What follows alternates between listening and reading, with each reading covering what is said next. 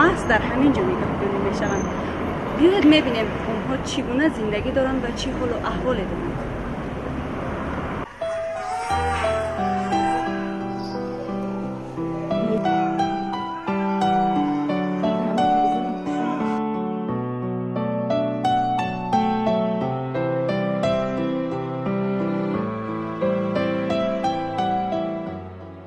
آنا، لیلیا، مدینه و زرگل طفلکانی هستند که والدینشان از آنها رو گرداندند.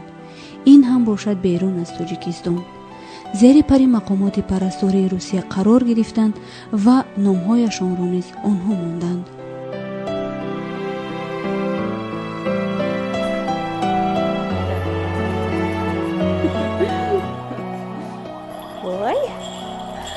زرگل خردترین کودکی است که همگی چند روز پیش همراه لیلیا، آنا و مدینه از فدراسیون روسیه به تاجیکستان آورده شدند. زرگل همگی 4 ماه دارد. زیاد خندیدن را دوست می‌دارد و خیلی دوست رویک است.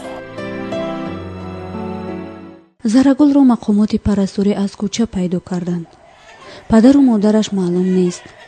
آنا، لیلیا و مدینه را باشد مادرانشان با دست خود برده به یتیمخانه‌های روسیه سپردند. از طفلکان خود دست کشیدند.